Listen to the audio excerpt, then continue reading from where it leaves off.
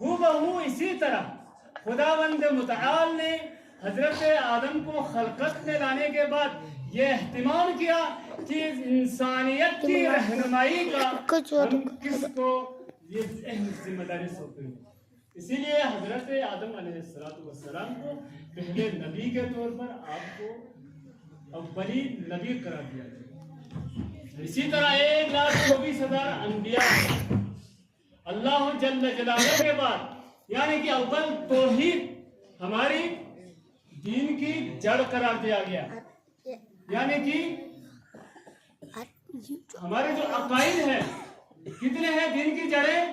پیارے بچوں جواب دیجئے, دین کی جڑیں کتنی ہیں؟ 5 ہیں. اول توحید, دوم عدل, نبوت.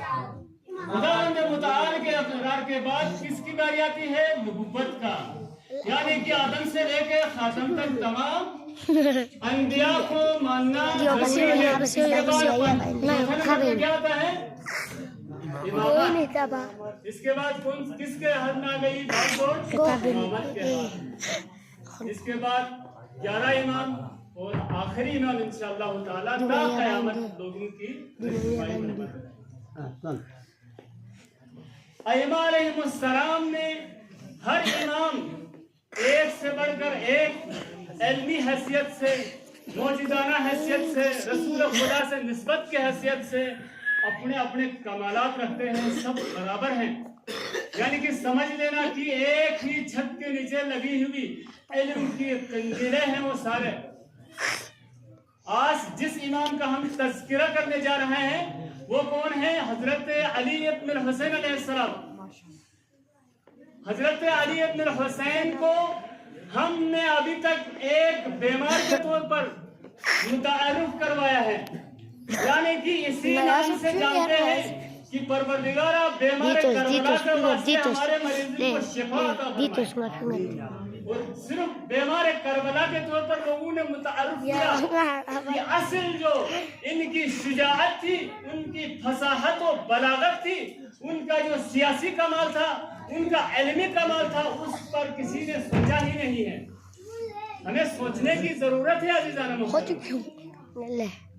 حضرت زینب سلام اللہ علیہا کا آپ کو تذکرہ ہوا. اس کے بعد حضرت ابوالفضل العباس کا تذکرہ ہوا. یعنی کہ ان کی بھی شجاعت کو حضرت ابوالفضل عباس کا شجاعانہ دلیرانہ جو آپ کا حسب و نسب تھا اس سے بھی عام انسان باخبر نہیں ہے. صرف مظلومیت و شہادت کا تذکرہ زیادہ ہوا ہے. اسی طرح ہی حضرت علی ابن الحسین بھی ایک ایسا چھپا ہوا خزانہ ہے. آپ کی علم کے حوالے سے, علمی درجے کے حوالے سے اپنے دادا کی طرح تھے. اپنے دادا نے جس طرح نہج البلاغہ لکھا ہے اسی طرح آپ نے اس دور میں, اس پرآشوب دور میں, اس یزیدیت کے ابھرتا ہوا دور میں, اس مشکل ترین بنی امیہ کے دور میں ایک کتاب لکھی صحیفہ سجادیہ کے نام سے. دعاؤں پر مشتمل کتاب ہے لیکن اس کی ایک دعا آپ کو بہت بڑا درس سے کم نہیں.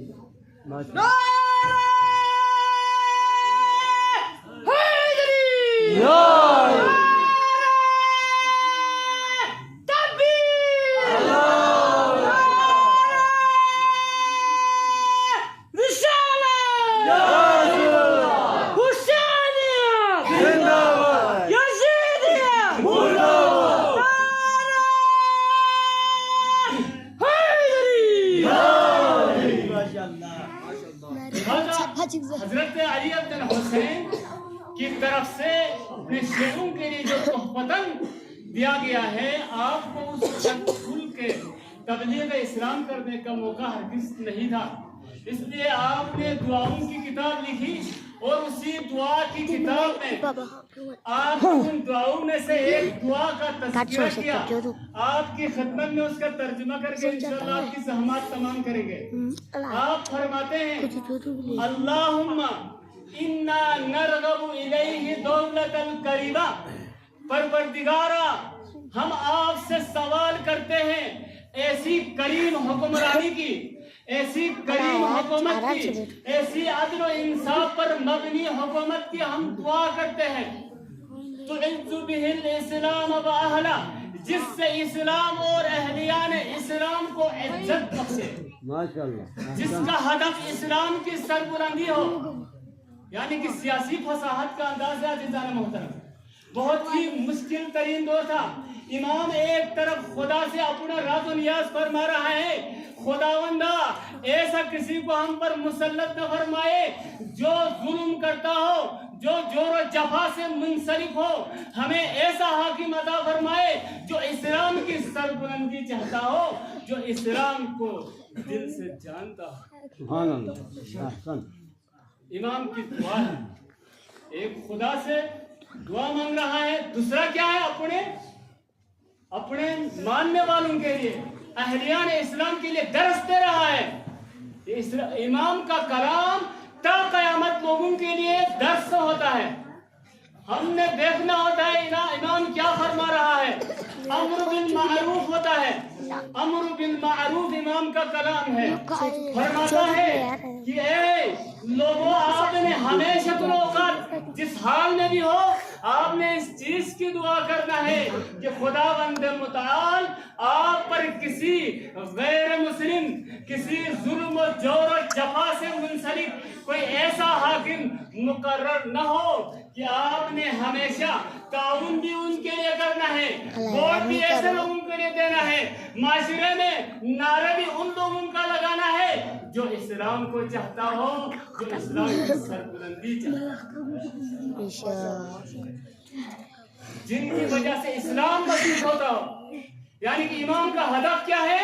اسی دعا سے پتہ چلتا ہے امام کا ہدف کیا ہے؟ اسلام کی سربلندی۔ تُعِزُّ بِهِ الْإِسْلَامَ وَأَهْلَهُ، اسلام کو عزت ملے اور اہلیان اسلام کو عزت ملے۔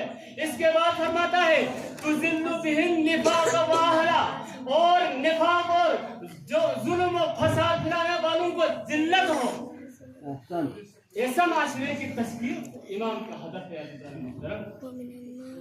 اسی معاشرے کی تمنا کرنی ہے، اسی معاشرے کی دعا کرنی ہے، اور اسی معاشرے کے لیے آپ نے تعاون کرنی ہے، آپ نے ووٹ دینا ہے، آپ نے نعرے لگانے ہیں، جو کرنا ہے، جس قسم کی آپ حیثیت رکھتے ہیں وہ حیثیت آپ استعمال کریں کہ ایسی حکومت آئے، ایسا معاشرہ تشکیل پائے کہ جس سے اسلام کی سربلندی ہو، جس سے معاشرے میں نام ابھرتا ہو، تب ہم جا کے سید الساجدین کے ماننے والے ہوں گے۔ کتنی بڑی ہستی ہے سید الساجدین۔ آپ نے کربلا کے اس بیمار سید الساجدین کو تو پہچانا ہے، لیکن یزید جیسے حاکم کے سامنے بڑے دربار میں اٹھ کر لا الہ الا اللہ محمد رسول اللہ علی ولی اللہ کا نعرہ سر بلند کرنے والے اس علی بن الحسین کو دنیا نے نہیں پہچانا۔ غور کرنے کی ضرورت ہے عزیزان محترم۔ اگر ہم میں سے کسی کا اگر جوان بھائی ہم سے جدا ہو، 18 بھائی جدا ہو، بابا جدا ہو، چاچا جدا ہو، آنکھوں کے سامنے اگر وہ جسم کا ٹکڑا ٹکڑا ہو کر ہمیں اسیر کر کے کہیں لے گئے تو ہم کبھی سید الساجدین تو نہیں کہلائیں گے، ہم تو کہلائیں گے رونے والوں کا پیشوا، ہم تو کہلائیں گے مصیبت زدہ لوگوں کا پیشوا۔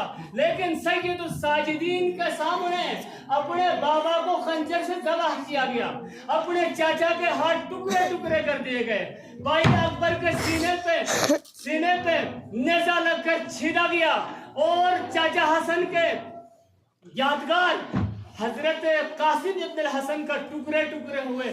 لیکن آپ کبھی مصیبت زدہ لوگوں کا آقا نہیں بنا، آپ رونے والوں کا آقا نہیں بنا، بلکہ اپنے آپ کو دنیا میں سید الساجدین زین العابدین کے طور پر متعارف کرایا گیا۔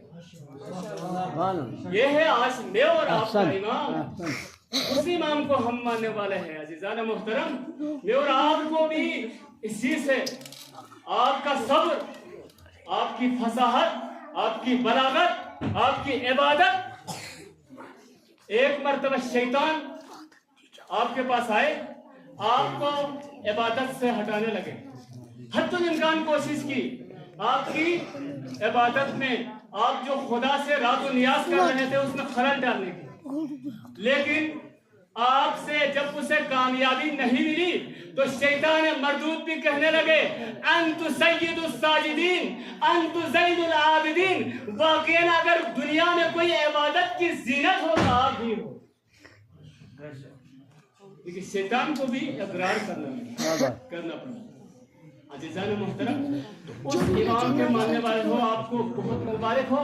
اس امام کے ماننے والے ہو جس نے شام کے دربار میں اٹھ کر یزید ملعون سے کہا اے یزید صرف 3 منٹ مجھے بولنے دیا جائے.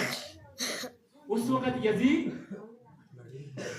دربار شام میں اہل بیت علیہ السلام کو رکھ کر اپنے خطیب سے کہتا تھا کہ منبر پہ چڑھے اور علی اور اس کے ماننے والوں پر آپ لعن طعن کرے.